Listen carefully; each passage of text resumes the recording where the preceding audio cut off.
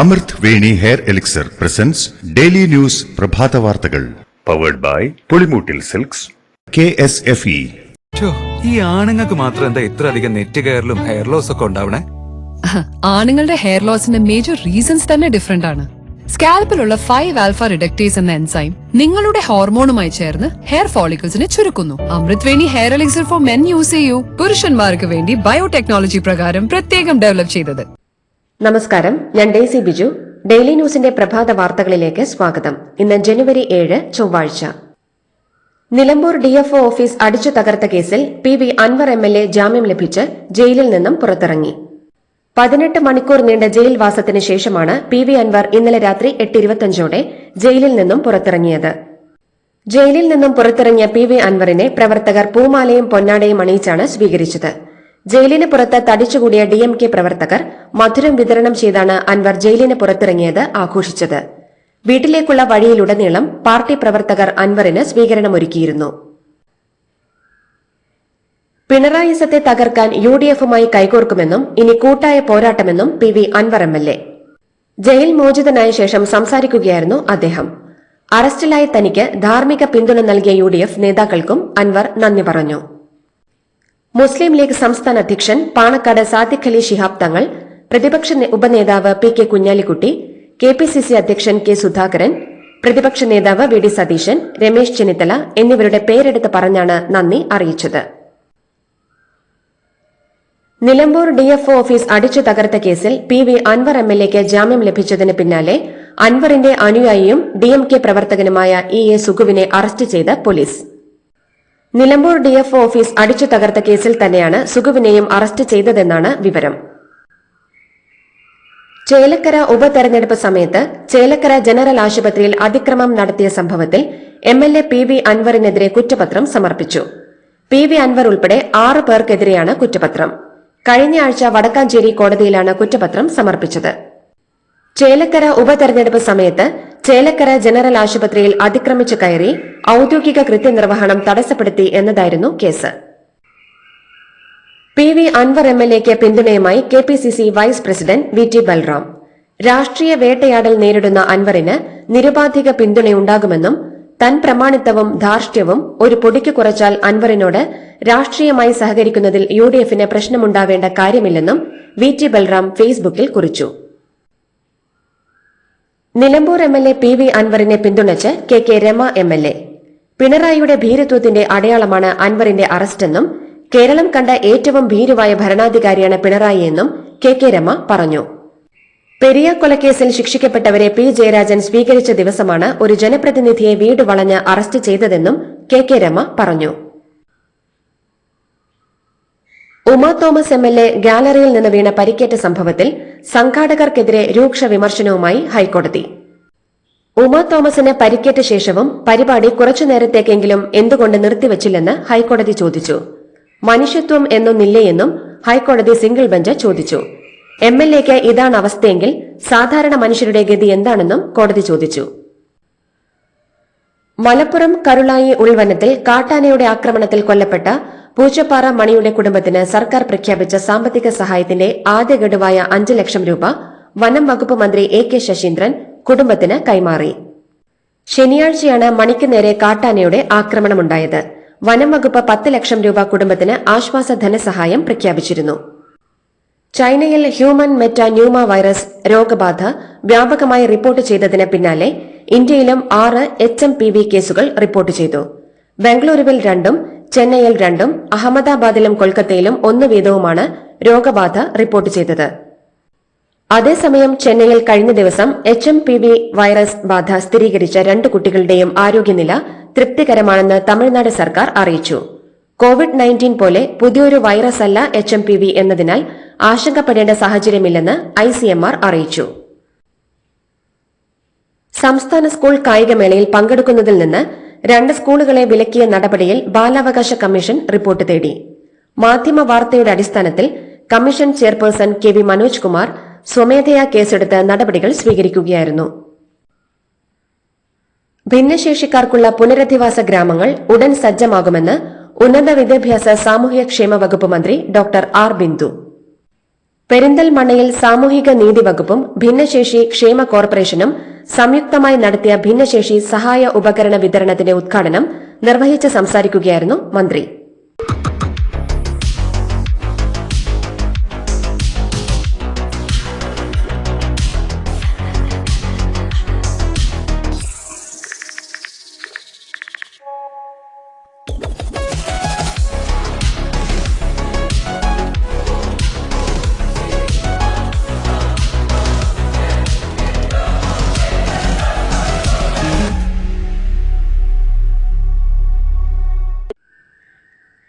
Wayanad DCC treasurer NM Vijayan എഴുതിയ ആത്മഹത്യാക്കുറിപ്പുകൾ പുറത്ത്.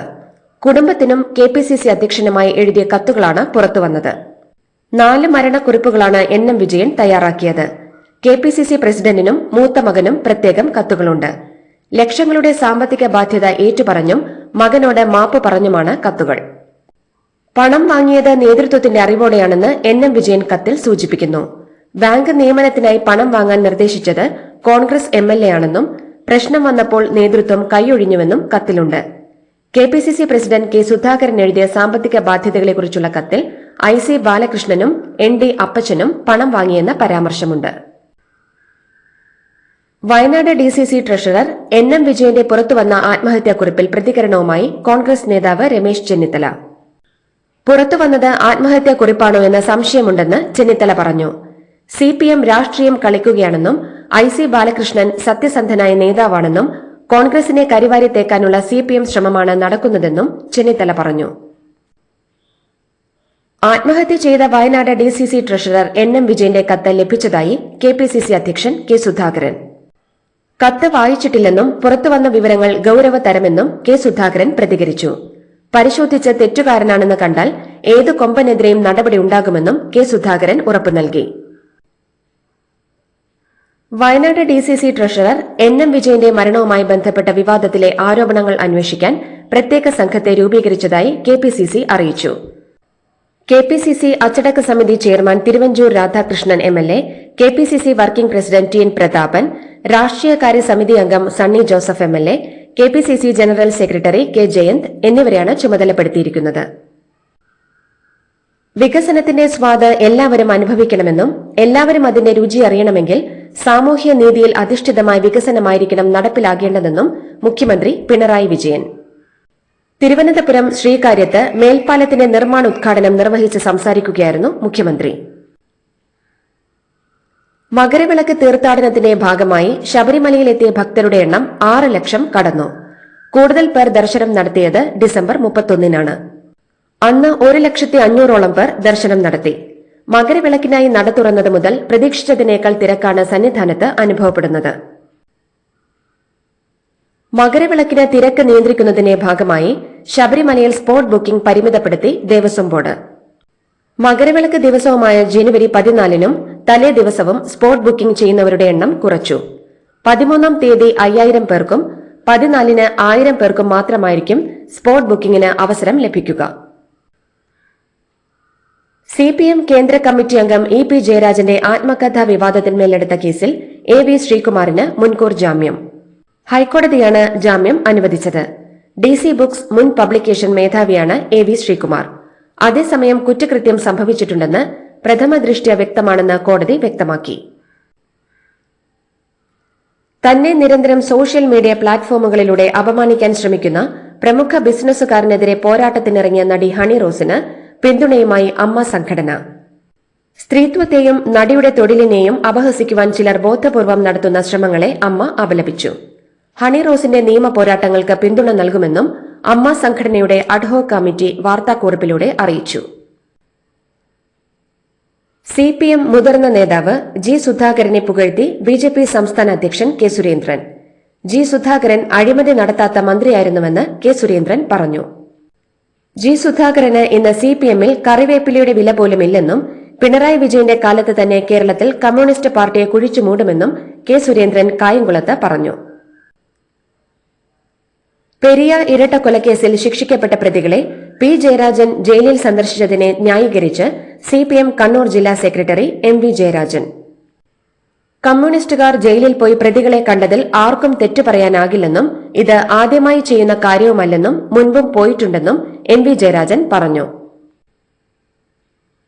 ഇന്ത്യയിൽ HMPV റിപ്പോർട്ട് ചെയ്തിട്ടുണ്ടെന്ന വാർത്തയിൽ ആശങ്കപ്പെടേണ്ടതില്ലെന്ന് ആരോഗ്യവകുപ്പ് മന്ത്രി വീണ ജോർജ്. ആരോഗ്യ വിദഗ്ധരുമായി സംസാരിച്ച് പ്രതിരോധം ശക്തമാക്കിയിട്ടുണ്ട്, നിരീക്ഷണം ശക്തമാക്കിയിട്ടുണ്ടെന്നും മന്ത്രി വ്യക്തമാക്കി. യാത്രക്കാരുടെ എണ്ണത്തിൽ വമ്പൻ നേട്ടം കുറിച്ച് കൊച്ചി വിമാനത്താവളം. 2024ലും 1 കോടി യാത്രക്കാരെ വിമാനത്താവളത്തിലൂടെ കൈകാര്യം ചെയ്യാൻ സിയാലിന് സാധിച്ചുവെന്നത് വലിയ നേട്ടമാണെന്ന് മന്ത്രി പി രാജീവ് പറഞ്ഞു. പ്രതിഭ MLAയുടെ മകൻ 2 പഫ് മാത്രമേ വലിച്ചുള്ളൂ എന്ന് പറയാൻ മന്ത്രി സജി ചെറിയാന് നാണമില്ലേ എന്ന് BJP നേതാവ് ശോഭാ സുരേന്ദ്രൻ. പ്രതിഭയുടെ മകൻ കേസിൽപ്പെട്ടാൽ അമ്മയാണോ ഉത്തരവാദിയെന്നും മകൻ പോകുന്നിടത്തെല്ലാം അമ്മയ്ക്ക് പോകാനാവുമോ എന്നും CPMലെ ചിലരുടെ കൂരമ്പുകളാണ് പ്രതിഭയ്ക്ക് നേരെ നീണ്ടതെന്നും ശോഭാ സുരേന്ദ്രൻ പറഞ്ഞു. മോൾക്ക് ബർത്ത്ഡേ ഗിഫ്റ്റ് വാങ്ങണ്ടേ? ഷോപ്പിൽ കൊണ്ടുപോയി ഇഷ്ടമുള്ള വാങ്ങിക്കൊടുക്കാം. അപ്പൊ ഏട്ടൻ വരുന്നുണ്ടോ? ഗിഫ്റ്റ് കാർഡ് വരും. അതെ, ഓരോ ചിട്ടിയിലും ഒരാൾക്ക് 5000 രൂപയുടെ ഗിഫ്റ്റ് കാർഡ് സമ്മാനം. മെഗാ സമ്മാനമാണെങ്കിലോ പുതുപുത്തൻ ബെൻസ് കാർ, 2ാം സമ്മാനം ഇന്നോവ ക്രിസ്റ്റ, അതും 17 ഇത്തവണ സമ്മാനങ്ങളുടെ നക്ഷത്ര തിളക്കവുമായി KSFE ഗാലക്സി ചിട്ടികൾ. മലയാളി നഴ്സ് നിമിഷപ്രിയയുടെ വധശിക്ഷ പ്രസിഡന്റ് അംഗീകരിച്ചിട്ടില്ലെന്ന് യമൻ. വധശിക്ഷയ്ക്ക് അംഗീകാരം നൽകിയത് ഹൂതി സുപ്രീം കൌൺസിലാണെന്നും ദില്ലിയിലെ യമൻ എംബസി വാർത്താക്കുറിപ്പിൽ വ്യക്തമാക്കി. യമൻ പ്രസിഡന്റ് വധശിക്ഷയ്ക്ക് അംഗീകാരം നൽകിയെന്ന റിപ്പോർട്ടുകളോട് പ്രതികരിക്കുകയായിരുന്നു എംബസി. വരാനിരിക്കുന്ന ദില്ലി നിയമസഭാ തെരഞ്ഞെടുപ്പിൽ അധികാരത്തിലെത്തിയാൽ നഗരത്തിലെ യോഗ്യരായ എല്ലാ സ്ത്രീകൾക്കും പ്രതിമാസം 2500 രൂപ ധനസഹായം പ്രഖ്യാപിച്ച് കോൺഗ്രസ്. പ്യാരി ദീദി യോജന എന്ന് പേരിട്ടിരിക്കുന്ന പദ്ധതിയിലൂടെ സ്ത്രീകൾക്ക് ധനസഹായം എത്തിക്കുമെന്നാണ് കോൺഗ്രസിന്റെ പ്രഖ്യാപനം. ഛത്തീസ്ഗഡിലെ ബിജാപൂർ ജില്ലയിൽ സൈനികർക്ക് നേരെയുണ്ടായ മാവോയിസ്റ്റ് ആക്രമണത്തിൽ 9 ജവാന്മാർക്ക് വീരമൃത്യു. സംസ്ഥാനത്തെ മാവോയിസത്തെ നേരിടാൻ രൂപീകരിച്ച പ്രത്യേക പോലീസ് യൂണിറ്റായ ദന്തേവാഡ ഡിസ്ട്രിക്ട് റിസർവ് ഗാർഡിലെ 8 സുരക്ഷാ ഉദ്യോഗസ്ഥരും ഒരു ഡ്രൈവറുമാണ് കൊല്ലപ്പെട്ടത്.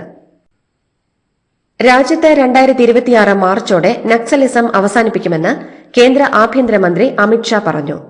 ഛത്തീസ്ഗഡിൽ സുരക്ഷാ സേനയ്ക്ക് നേരെ മാവോയിസ്റ്റുകൾ നടത്തിയ ആക്രമണത്തിൽ പ്രതികരിക്കുകയായിരുന്നു അമിത്ഷാ. നയപ്രഖ്യാപന പ്രസംഗം വായിക്കാതെ നിയമസഭയിൽ നിന്നും ഇറങ്ങിപ്പോയ തമിഴ്നാട് ഗവർണറെ വിമർശിച്ച് മുഖ്യമന്ത്രി MK സ്റ്റാലിൻ.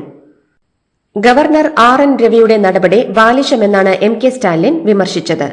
സംസ്ഥാനത്തെ ജനങ്ങളെ ഗവർണർ തുടർച്ചയായി അവഹേളിക്കുകയാണെന്നും സ്റ്റാലിൻ ആഞ്ഞടിച്ചു. കിണറ്റിൽ നിന്ന് വെള്ളമെടുക്കുന്നതിനെ ചൊല്ലിയുള്ള തർക്കത്തെ തുടർന്ന് മഹാരാഷ്ട്രയിൽ 3 പേർ കൊല്ലപ്പെട്ടു. ധാരാശിവ് ജില്ലയിലെ ബാവി ഗ്രാമത്തിലാണ് സംഭവം. അകന്ന ബന്ധുക്കളായ 2 സംഘം ആളുകൾ തമ്മിലുള്ള തർക്കമാണ് ആക്രമണത്തിലേക്ക് നയിച്ചത്. 4 പേർക്ക് പരിക്കേറ്റിട്ടുണ്ട്. ഇതിൽ ഒരാളുടെ നില ഗുരുതരമാണ്. ഇന്ത്യയിൽ HMP വൈറസ് സ്ഥിരീകരിച്ച സാഹചര്യത്തിൽ പ്രതികരണവുമായി കേന്ദ്ര ആരോഗ്യമന്ത്രി JP നദ്ദ. നിലവിൽ ആശങ്കപ്പെടേണ്ട സാഹചര്യമില്ലെന്നും HMP വൈറസുമായി ബന്ധപ്പെട്ട അടിയന്തര സാഹചര്യങ്ങൾ നേരിടാൻ സജ്ജമാണെന്നും കേന്ദ്ര ആരോഗ്യമന്ത്രി വ്യക്തമാക്കി. കാനഡ പ്രധാനമന്ത്രി ജസ്റ്റിൻ ട്രൂഡോ രാജിവെച്ചു. ലിബറൽ പാർട്ടിയുടെ നേതൃസ്ഥാനവും രാജിവെക്കുന്നതായും പുതിയ നേതാവിനെ തെരഞ്ഞെടുക്കുന്നതുവരെ പ്രധാനമന്ത്രി സ്ഥാനത്ത് തുടരുമെന്നും ട്രൂഡോ അറിയിച്ചു. പാർട്ടിയിലെ വലിയ വിഭാഗം എതിരായതോടെയാണ് ട്രൂഡോയുടെ രാജിയെന്നാണ് സൂചന. ഇന്ത്യക്കെതിരായ 5 മത്സരങ്ങളടങ്ങിയ ടെസ്റ്റ് പരമ്പര ജയിച്ച ഓസ്ട്രേലിയയ്ക്ക് ട്രോഫി നൽകാൻ തന്നെ ക്ഷണിക്കാത്തതിൽ അതൃപ്തി വ്യക്തമാക്കി മുൻ ഇന്ത്യൻ താരം സുനിൽ ഗവാസ്കർ. സുനിൽ ഗവാസ്കറിന്റെയും ഓസ്ട്രേലിയൻ താരമായ അലൻ ബോർഡറുടെയും പേരിൽ ഏർപ്പെടുത്തിയ ബോർഡർ ഗവാസ്കർ ട്രോഫി നൽകാൻ തന്നെ ക്ഷണിക്കാത്തതിലുള്ള അതൃപ്തിയാണ് സുനിൽ ഗവാസ്കർ രേഖപ്പെടുത്തിയത്. 1996-97 മുതലാണ് ഇന്ത്യയും ഓസ്ട്രേലിയയും തമ്മിൽ മത്സരിക്കുന്ന ബോർഡർ ഗവാസ്കർ ട്രോഫിയുടെ ആരംഭം. ഇതോടുകൂടി ഡെയിലി ന്യൂസിന്റെ ഇന്നത്തെ പ്രഭാത വാർത്തകൾ സമാപിക്കുന്നു. ഡെയിലി ന്യൂസിന് വേണ്ടി വാർത്തകൾ വായിച്ചത് ഡെയ്സി ബിജു. ഡെയിലി ന്യൂസ് ലൈവ്.in വാർത്തകൾ വിരൽ തുമ്പിൽ.